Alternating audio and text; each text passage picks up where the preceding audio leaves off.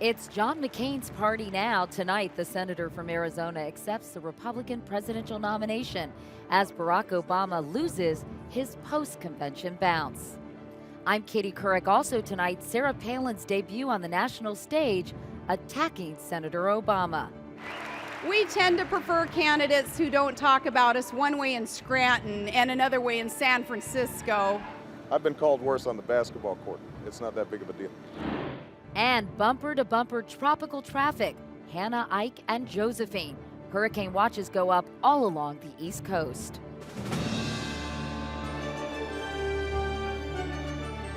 This is the CBS Evening News with Katie Couric reporting tonight from the Republican National Convention in St. Paul, Minnesota. Good evening, everyone. Here in the Excel Center tonight, John McCain will claim the prize he has sought for most of the past decade, the Republican presidential nomination. Late last night, the delegates made the offer official, and tonight, he'll accept. And as he does, there is bad news for his Democratic opponent. A CBS News poll out tonight shows that the 8-point lead Barack Obama opened up after his convention last week has evaporated. He and Senator McCain are dead even, and that poll, by the way, was taken before the address last night by Sarah Palin. We begin our convention coverage tonight with Chip Reed covering the McCain-Palin campaign. John McCain appeared relaxed, even lighthearted, joking with friends and advisors as he inspected the convention hall stage. On his instruction, it was entirely rebuilt overnight. A walkway now extends the podium into the middle of the arena. Why the change? Advisors say McCain, who has often appeared stiff and awkward delivering scripted speeches, feels much more comfortable when surrounded by his audience, as he is in the town hall format that has become his trademark. The centerpiece of tonight's speech, according to senior campaign aides, will be reform, a message McCain will relate with stories. The goal is to trump Barack Obama's vague theme of change with McCain's more specific goal of reforming the broken federal government. It's a message that will continue the major theme of last night's rousing address by running mate Sarah Palin. Sudden and relentless reform never sits well with entrenched interests and power brokers. That's why true reform is so hard to achieve.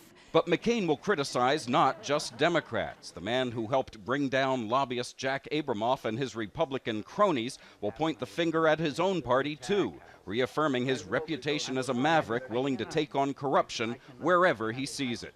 McCain's big moment comes as momentum may be shifting in his favor. As the CBS News poll points out, the race is now a dead heat. And while Obama still enjoys an enthusiasm gap, it appears to be narrowing. The percentage of McCain supporters who say they are enthusiastic has jumped from 25 to 35% since last weekend, while Obama's has fallen from 67 to 55%. But there remain enormous challenges for McCain, especially on the economy, with 60% of voters saying Obama understands their needs and problems, while only 44% say that about McCain. Campaign sources say McCain's speech will not be as hard-hitting as Palin's was last night. We tend to prefer candidates who don't talk about us one way in Scranton and another way in San Francisco. And Katie, we just now got some excerpts from the McCain speech. He is going to make clear he believes he's the one who's going to reach across the aisle. Here's what he says at one point. I will reach out my hand to anyone in this to get this country moving again. I have that record and the scars to prove it. Senator Obama does not. Katie? All right, Chip Reed. Chip, thank you. Acceptance speeches by vice presidential candidates are not usually audience grabbers, but Sarah Palin's was. About 37 million people tuned in last night. That's nearly as many as watched Barack Obama accept the Democratic presidential nomination last week. As for how the Republican convention is playing with the Democrats, the first reviews are in, and not surprisingly, they're not good. Dean Reynolds is covering the Obama-Biden campaign. Republicans have spent days heaping scorn on Barack Obama, with Governor Palin leading the way in her debut last night. What does he actually seek to accomplish after he's done turning back the waters and healing the planet? The answer is to make government bigger. Today, Obama fired back. You're hearing an awful lot about me, most of which is not true. What you're not hearing is a lot about you. Speaking to union workers at a hydropower plant in York, Pennsylvania, Obama said the St. Paul gathering won't discuss issues because it reminds voters of Republican failures on many fronts. You haven't heard a word about how we're going to deal with any aspect of the economy that is affecting you and your pocketbook day to day. In Virginia, running mate Joe Biden echoed that complaint. Not one time did I hear the phrase middle class part their lips. Democrats noted the repeated attempts to ridicule Obama's work as a community organizer among unemployed steelworkers in Chicago.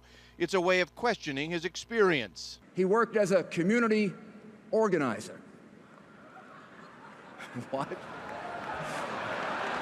I guess a small town mayor is sort of like a community organizer, except that you have actual responsibilities. The line drew cheers and derisive laughter last night, but not from Obama today. Why would that kind of work be ridiculous? Who are they fighting for? They don't get it because they haven't spent much time working on behalf of those folks. How many of the Republican delegates, 93% of whom are white, are familiar with community organizers is debatable. More than half have a net worth in excess of $500,000 and may have no need for someone like Julio Medina of New York. We're talking about being in touch with the homeless, being in touch with the undereducated, being in touch with the unemployed. A community organizer is that presence for hope when hope doesn't exist. Obama said he was not surprised by the Republican rhetoric. I've been called worse on the basketball court. It's not that big of a deal. Obama saw only a small part of Governor Palin's speech last night, but his aides did, and they were impressed. They said she's a skilled politician and deft at going on the attack. Katie? Dean Reynolds, thank you, Dean. Now, despite all the applause you hear on the floor as we cover this convention, there is some frustration among the delegates here, especially about the small number of minorities who are present. Our national correspondent Byron Pitts is out on the floor. Byron? Hey, Katie, I've talked to a number of black and Hispanic Republicans here who said they've been both frustrated by the tone and look of this convention. Listen to this conversation I had with Michael Steele, the former lieutenant governor of Maryland, a man considered a rising star in the GOP. Part of the frustration that a number of the delegates here feel was they look around them and say, well, last time there were 150 of us here. This time there are only 36. And the fear is the next time there'll be 3. In your mind, the party has dropped the ball. Yeah. What do you mean? Well, what I mean is the party has to make a concerted effort, a consistent effort to reach out. How am I going to walk in your shoes if I don't know what size they are? So the reality of it is you got to make it personal. The Democrats have been very effective at making it personal. The problem is they ain't delivering much. How do you explain that decline from more than 154 years ago to 36 this year? Failure to communicate. Frustrating? Disappointed? Frustrating. Yeah, it's frustrating. Steele made clear he doesn't think it's a conspiracy on the part of the GOP, but Katie, a number of his colleagues weren't so sure. Byron Pitts on the floor of this convention. We'll be talking to you later tonight, Byron. Thank you. We want to take a closer look now at Governor Palin's speech, though. It got great reaction among the delegates here. In an earlier life, our Jeff Greenfield was a political speechwriter, so we asked him to analyze it. Okay, Governor Palin's debut on the national stage worked, but why? To begin with, there was humor. A scalpel always works better than a hammer when you're comparing your credentials to your opponents. Like this. This is a man who has authored 2 memoirs, but not a single major law or even a reform, not even in the state Senate. There was folksy, conversational language like this about her husband. And we met in high school, and 2 decades and 5 children later, he's still my guy. And rather than overreaching to prove her foreign policy credentials, she talked of global energy matters. With Russia wanting to control a vital pipeline in the Caucasus and to divide and intimidate our European allies by using energy as a weapon, we cannot leave ourselves at the mercy of foreign suppliers. But the key to Palin's speech was her use of one of the oldest weapons in the Republican arsenal and in our popular culture. This is the last straw. Whether it was Dolly Parton in 9 to 5, Look, I got a gun out there in my purse. or Sally Field in Norma Ray, I'm staying put. or Julia Roberts and Erin Brockovich, $20 million is more money than these people have ever dreamed of. Oh, see, now that me off. Our pop culture celebrates the small-town, plain-spoken, spunky woman who confronts and conquers the smug insider elitists who think they're better. Palin went to town on this theme. Here's a little news flash for those reporters and commentators. I'm not going to Washington to seek their good opinion. I'm going to Washington to serve the people of this great country. And for those still bothered by these words from Michelle Obama, For the first time in my adult lifetime, I'm really proud of my country. And there was this about her small-town heroes. They love their country in good times and bad, and they're always proud of America. And there was one more message, one coming with special force from a mother of a Down syndrome infant, a message to families with special needs children. And I pledge to you that if we're elected, you will have a friend and advocate in the White House. This was one speech before an audience that would have applauded the recitation of her shopping list. And perhaps her background and perhaps her performance later will prove to reveal liabilities. But for Democrats looking to the fall into an upcoming debate with a veteran senator 20 years older than she is, they're beginning to realize they had better not underestimate this political newcomer. Katie? Jeff Greenfield, thank you, Jeff. Coming up next, right here on the CBS Evening News from the GOP convention, women make up the biggest block of uncommitted voters. Can the woman on the Republican ticket help win them over? Back now from the Republican National Convention in St. Paul, the McCain campaign is hoping Sarah Palin will help bring women voters to this GOP ticket. Women make up the largest block of uncommitteds, meaning they haven't made up their minds or could still change them. Cynthia Bowers takes a look at the female factor. Even before Sarah Palin took the stage to introduce herself and her 5 kids to America, Our family has the same ups and downs as any other, the same challenges and the same joys. Keela Guyton of suburban Chicago had her little one, 6-year-old Kayla, all tucked in. Yeah, I put her right on to bed early so that I could listen more so. This working mom is undecided, has voted for both Bill Clinton and George Bush, and was one of nearly 20 million American women taking their first measure of the Alaska governor. What do you think about her, having watched her last night? Right off the cuff, I think she's smart. I like her. I think she's nice, but she hasn't won me over, no. She hasn't totally won over Gloria Lloyd either, but Palin did move her to among the undecideds. I was totally Obama to begin with. I'm on the fence now. This is America, and every woman can walk through every door of opportunity. Palin is trying to connect with as many of Hillary Clinton's 18 million voters as she can. Women like Helene Wallenstein of Teaneck, New Jersey. So I'm still not completely decided, but I liked what I saw. Many women bristled at the notion that a mother of 5 can't serve her kids and her country at the same time. You know, they say the difference between a hockey mom and a pit bull? Lipstick. She'll need more than tough talk, though, to handle the heat outside the friendly confines of the convention and win over skeptics who see her pick as pandering. And which I feel as that was one of the strategies in picking her, was to say, oh, she's a woman. All right. So now all women should jump on her bandwagon. Tonight, it is McCain's turn to woo these women who say they expect substance, but it may be hard for him to match her style. Cynthia Bowers, CBS News, Chicago.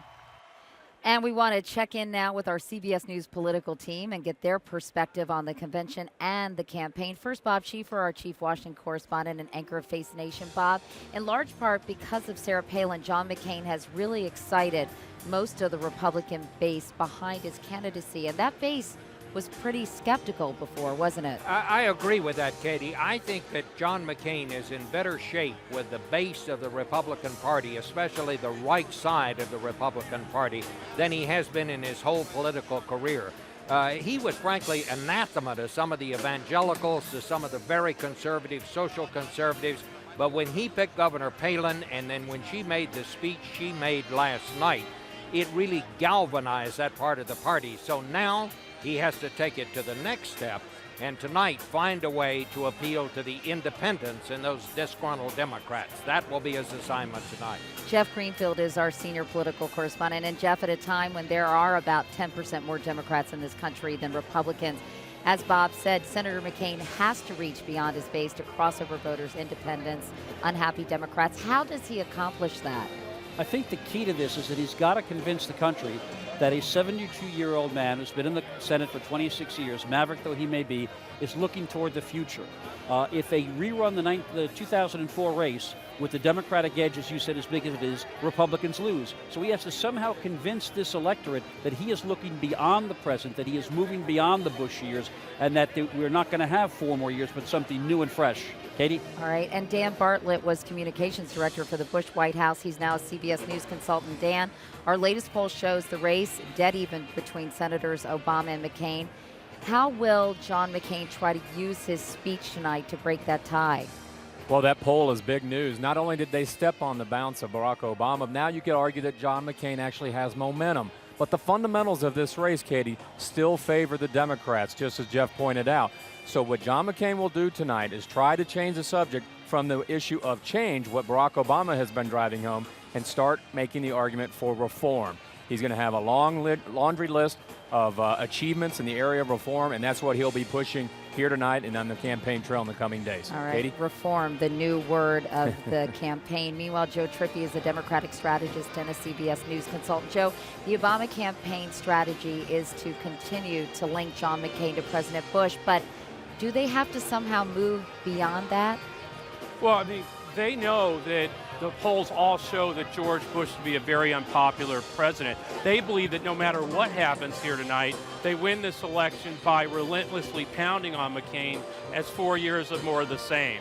So they're going to press that, but I'm not sure it's enough. I think there may be more surprises in John McCain's pocket tonight with some kind of challenge to Obama. All right, Joe Trippi, thanks. Now, we've identified 4 goals for John McCain at this convention to show it's about country versus ambition, to somehow relay that Obama isn't ready, that McCain-Palin mean change, and that McCain is not Bush. Jeff, in your view, which goal still needs the most work? Change or reform, as Dan said. That's the key. He's got to look beyond the present, Katie. How about you, Bob? Well, he's got to show that he is the agent of change, although it's his party that's been in power for the last 8 years. Unlike most people who are for reform, he can't say throw the bums out. They're his folks. That's the trick he has to pull off tonight. And Joe and Dan? Well, I think he needs to press his bet. I think he pushes Obama on some kind of reform challenge tonight, or maybe even a debate challenge. This is a referendum on Barack Obama. It has to make him unacceptable to the American people. You'll hear it tonight. All right. Thanks, guys, and thanks for keeping those answers short. Thank you. And this program note, Bob Schieffer will have an exclusive interview with John McCain this Sunday on Face the Nation. Coming up next, it's a virtual alphabet soup of hurricanes in the Atlantic tonight, and the East Coast could be a target. On the CBS News Money Watch, disappointing economic news hit Wall Street hard today. The government reported that 15,000 more Americans joined the line for unemployment benefits. And despite back-to-school bargains, consumers were not in a spending mood in August. Major retailers report sales were up just over 1% from last year. With that, the Dow plunged nearly 344 points today. The NASDAQ lost 74. Now to those big storms bearing down on the U.S. Hurricane watches are up in the Carolinas. Hannah's expected to hit there by early Saturday, and forecasters don't like Ike. They're very concerned the monster storm could hit the East Coast next week, and Josephine may be right behind. Priya David has the latest. As the miseries of Gustav continue to plague Louisiana, with more than 1 million people still without power, in Charleston, South Carolina, the Kowalskis are packing fast. If they want us to evacuate, then we're out of here. Locals here in the Carolinas are getting ready for Tropical Storm Hannah. You just don't know with these hurricanes. You don't know what path they're going to take. Folks are already boarding up windows as 2 South Carolina counties have issued voluntary evacuation orders, and the military is moving aircraft to safety.